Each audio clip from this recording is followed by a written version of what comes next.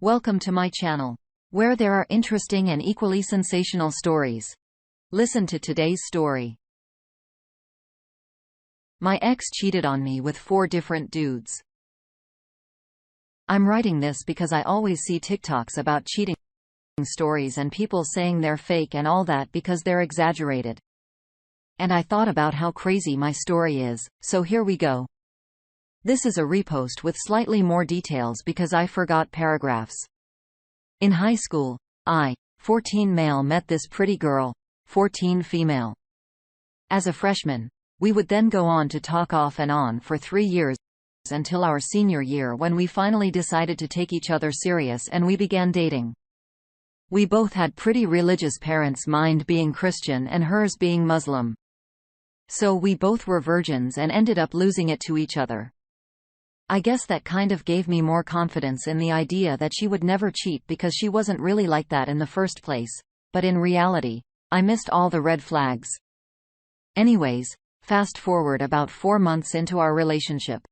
Something tells me to check her phone while we're in the car together before my cross-country practice, and I see that she had hidden messages with some guy on Snap. She's watching me as I'm going through her phone, and I can visibly see her start to freak out a little bit. So I open the messages, but all I see is his address saved in the chat. I started accusing her of cheating, but she manages to convince me that she was texting him and he wanted him to come over and sent the address, but she never went over and stopped talking to him after that. And that was that. I don't know how I believe this, but we would later go on a date for another 2 months with minor issues. No signs of her cheating, just her accusing me of cheating over any little thing that happened in school. So about 6 months into the relationship, one day, she had been sleeping over at her first best friend's house for a few days. We'll call her P. So I drove over to come visit them as normal. And as I'm leaving, I see her second best friend's boyfriend walking down the street. We'll call him Ty. He lives on the same street as Pete, so this wasn't something that would be out of the norm, but something told me to stop and talk to him. So I did, of course, and as he gets in the car, he says, "Perfect timing. I've been meaning to talk to you." Then goes on to tell me that my girlfriend had cheated on me with 2 guys last night, and her and Pete both screwed the 2 guys. And they swapped after they were done. He also told me that she might have screwed her ex and screwed another guy, and that she was bragging about this to his girlfriend while he was in the room. At this point, I can't breathe. I feel like a bomb detonated in my chest. I couldn't believe that the girl I wanted to marry would do something like that to me. I literally couldn't breathe. I didn't know what to say. I thanked Ty for telling me about this and then proceeded to tell him about how his girlfriend was obsessed with some guy at our school for some reason, would always try to get him to get with her, but nothing ever happened. So we decided to act like we didn't know till the next day so we could confront our girlfriends separately, but at the same time, and break up with them. All day, my heart pounded in my chest, like someone was hitting a drum. I kept telling Ty how hard it was to text my girlfriend and act like things were okay. It broke my heart. I couldn't believe I was so stupid to not notice her lies. Somehow, I made it to the next day and I had to go to P's house to pick up my girlfriend because that was our routine, and I didn't want to give her any suspicion that I knew. Now this is where things start to get crazier and crazier. So Pete had always been flirting with me since I started dating my girlfriend. And although I liked her before I even got serious with my girlfriend, I never cheated or really entertained it. I just kinda let her flirt with me, which is wrong, I know, but regardless, that morning, I couldn't stand to be in the same room as my girlfriend.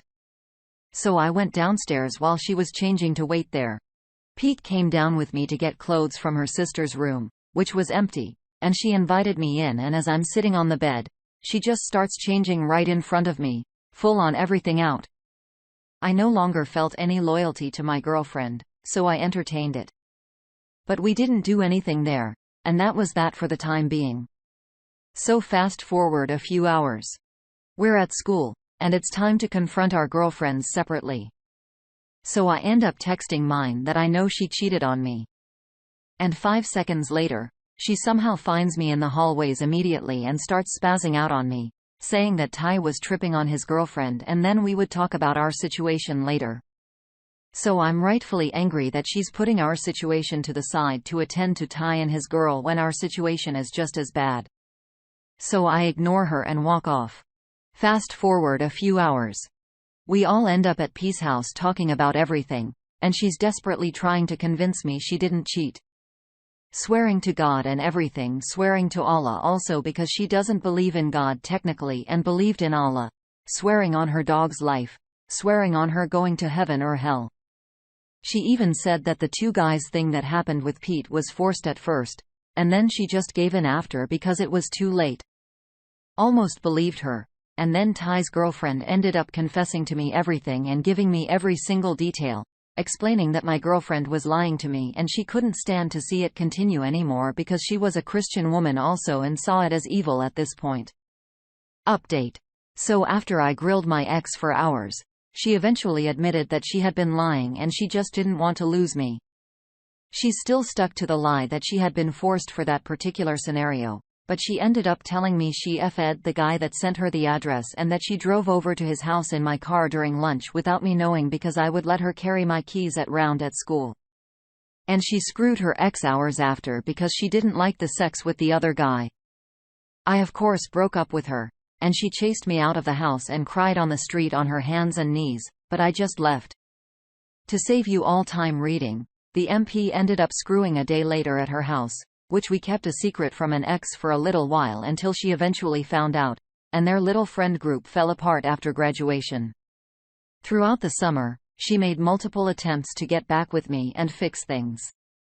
And my naive brain entertained things a little bit. But throughout the summer, unbeknownst to me, she ended up hooking up with two guys. She effed with P again, but this time, just her again. And this time, there was no way she could claim they forced her because she invited them over and initiated everything. Her friends told me immediately, and she once again tried to deny it and swore up and down. Just to later admit that she did indeed do it. And her friends also sent me messages of her saying she can't lose me again and that they need to lie for her and keep up the facade.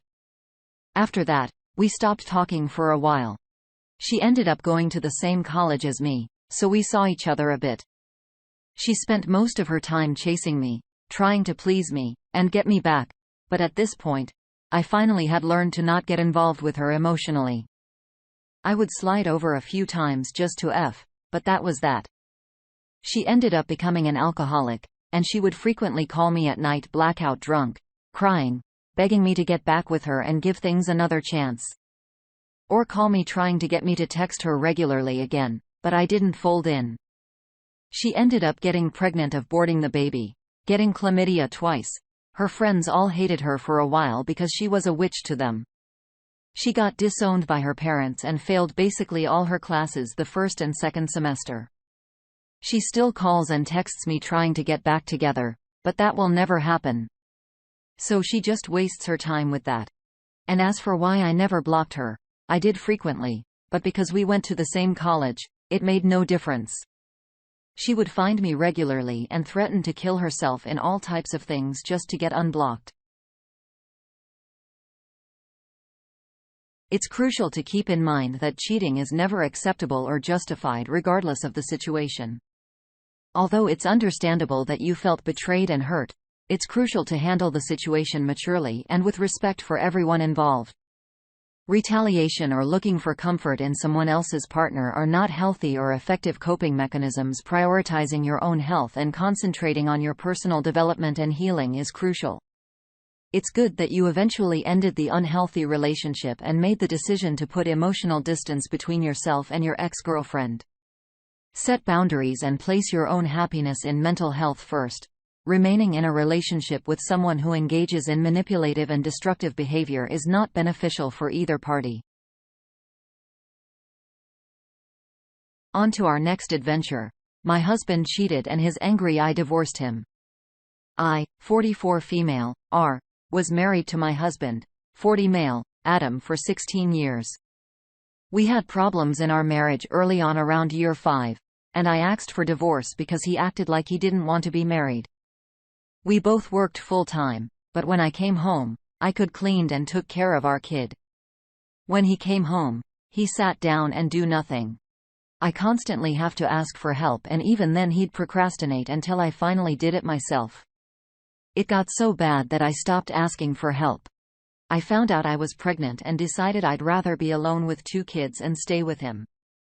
I asked for a divorce. He cried and said he'd do better and help me more. To his credit, he did improve for about 6 months. Then he went back to his old ways, and over time, he got worse. A few years passed, and he was out of the country on business when I was going over the bills and noticed our cell phone bill was over $2,000. I noticed 2 numbers in particular were called the most.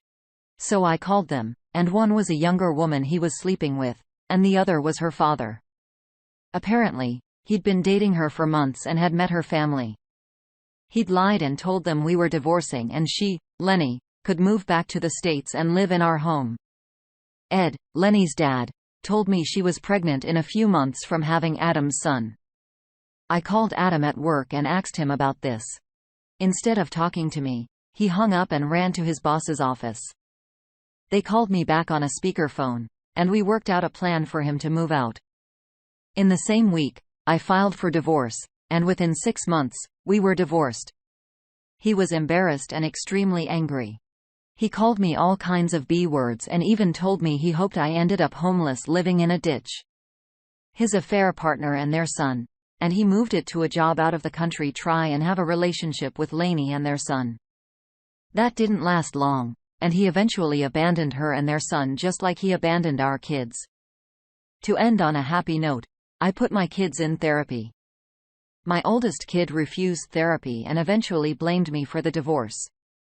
However, my youngest thrived in therapy. It's been 7 years now, and we are the happiest we have ever been.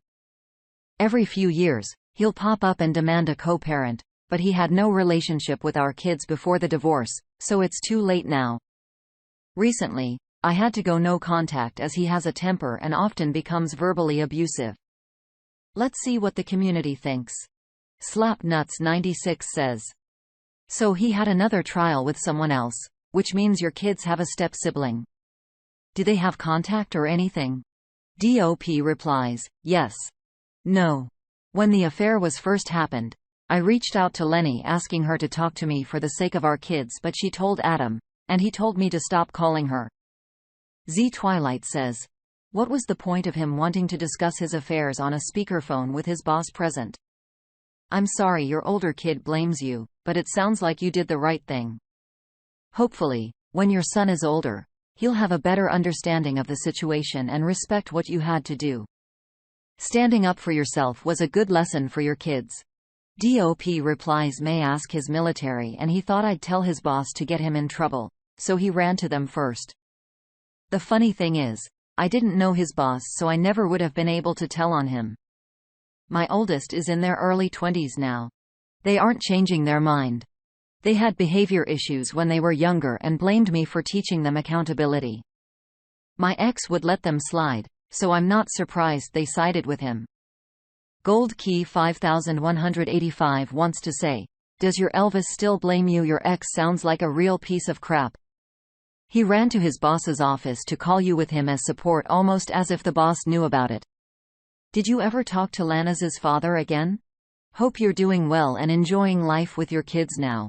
The op replies, yes, and we haven't spoken in years. They are in their early 20s and live on their own.